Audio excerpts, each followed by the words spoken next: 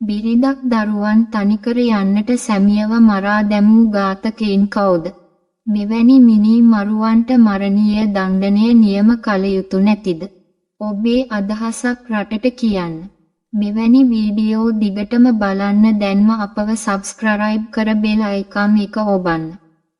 මෙන්න ඩෑන්ගේ කතාව. දරුවන් තිදෙනෙකු සමග බිරිඳක් මෙලොව හැරදා දැයෙන් සමුගත් ඩෑන් ප්‍රියසාත් රටේ ජනප්‍රිය මතවාදී අදහස් ප්‍රකාශ කරන්නෙකු බවට පත්විය.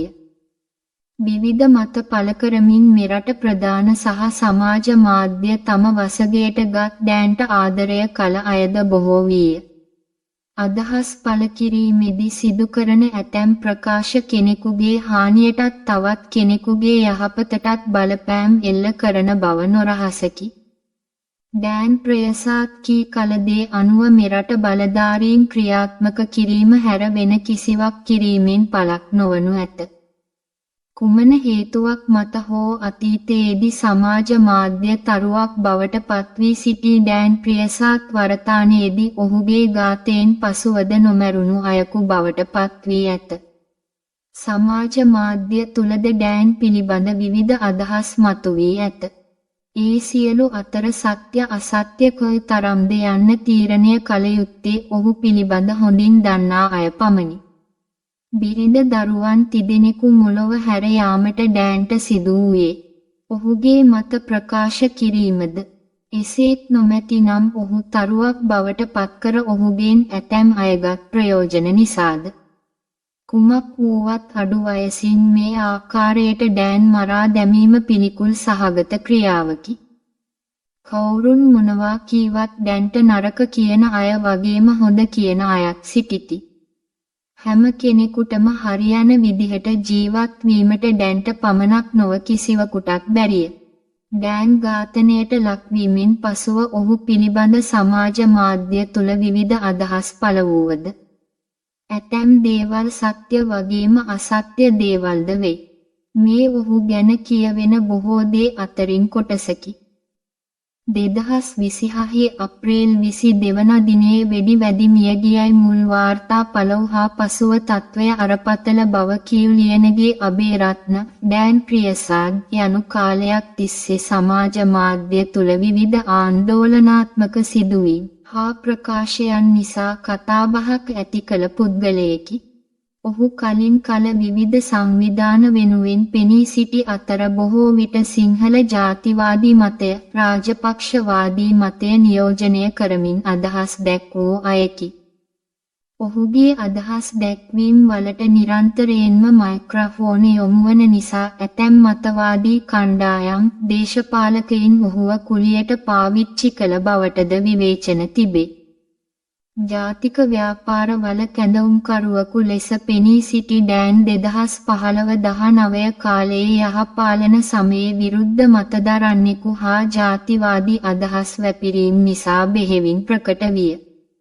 අසත්‍ය ප්‍රචාර අන්තර්ජාලයට මුදා හැරීම සම්බන්ධයෙන් ඔහු චෝදනාවට ලක් වූ අතර මුලින්ම 2019 වසරේ ඔහු සැකපිට අත්අඩංගුවට පත් වූයේ මීතොටමුල්ල ප්‍රදේශයේ පදිංචි මුස්ලිම් ජාතිකයෙකුගේ නිවසට තවත් දෙදෙනෙකු සමග ගොස් බැන වැඩි බිය ගැන්වීම සම්බන්ධයෙන් ලැබුණු පැමිණිල්ලක් අනුවයි. දූෂණ විරෝධී පෙරමුණේ නාමල් කුමාර සහ මහසොන් බලකායේ අමිත් වීරසිංහ යන අයද ඔහු සමග පොලිස් අත්අඩංගුවට පත්විය. සිංහලී සංවිධානයේ සභාපති ලෙස කලක් කටයුතු කළ ඩෑන් රාජපක්ෂවරුන්ට දේශපාලනය සඳහා අවශ්‍ය වූ ජාතිවාදී මොඩලය ශක්තිමත් කළ අයෙකු ලෙස පිළිගැනිනි.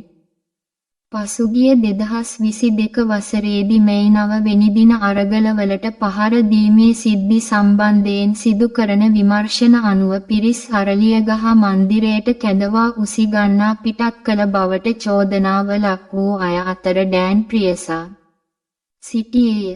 අත්අඩංගුවට පත්වීමෙන් වැළකීමට ඇති වූ කලබලකාරී තත්ත්වයන් නිසා පහර දීමකින් තුවාල ලබා ඇතැයි කියමින් රෝහල්ගතව සිටි ඩෑන් ප්‍රියසාද්ගේ ප්ලාස්ටර් නිරූපණය සැක උපදන්නක් බවට සමාජ මාධ්‍ය තුල කතාවක්ද නිර්මාණය විය.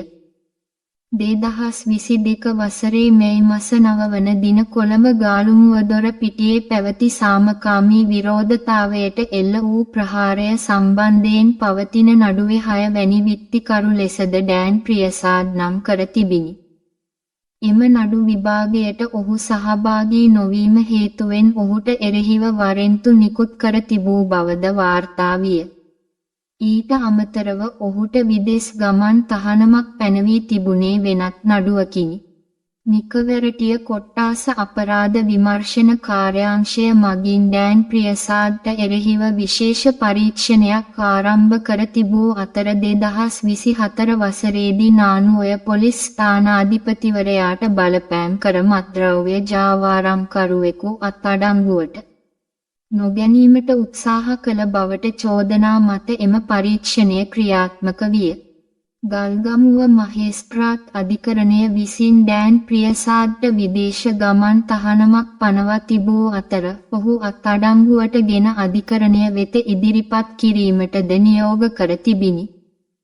2024 සැප්තැම්බර් මාසයේදී ඩෑන් ප්‍රියසාද් විදේශ ගමන් තහනමකට ලක්වීම නොසලකා කටුනායක ගුවන්තොටුපළින් පිටත්වීමට යද්දී එසේ නොහැකිව නැවත හරවා යවා තිබූ බව වාර්තා වී තිබූ අතර ඔහු පසුව කෙසේ හෝ හොරෙන් ඩුබායි වෙත පලා ගොස් තිබුණි.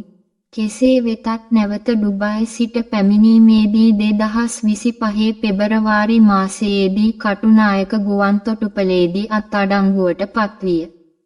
ඩෑන් ප්‍රියසාද්ගේ සහෝදරයාද 2022 දී අමානුෂික ලෙස ඝාතනයට ලක්විය. වයස අවුරුදු 34ක් වූ සහෝදරයා වැල්ලම්පිටිය කුරුණියාවත්තේ පදිංචිකරුවෙකු වූ අතර ඔරුගොඩවත්ත ගුවන් පාලම යටදී 2022 ජූලි 21 දා රාත්‍රී කාලයේදී කිසියම් පිරිසක් විසින් කඩු සහ මන්නවලින් පහර දී ඝාතනය කර තිබුණි. පාතාල ජාලය හා මත්ද්‍රව්‍ය ජාලය සමග ඩෑන් හා සහෝදරයාට සබඳතා තිබූ බවටද වාර්තා පළ විය. කලින් කල විවිධ සංවිධානවල තනතුරු මාරු වෙමින් ඔහු පෙනී සිටි අතර සිංහලේ සංවිධානයෙන් පසු නව සිංහලේ සංවිධානයේ සභාපති වූ අතර පසුව අපේ ජනබල පක්ෂයේ මාධ්‍ය ප්‍රකාශක ලෙසද පසුව 9 වෙනි සේනාංකයේ සභාපති ලෙසද පෙනී සිටියේය. ඔහුට විරුද්ධව මත දරන්නන් හා කණ්ඩායම් බොහෝ සිටි අතර ඩෑන් ඝාතනයට උත්සාහ කරේ යයිද යන්න හා කළ අය කවුද යන්න ඉදිරි පරීක්ෂණ අනුව හෙළිදරව් වනු ඇත.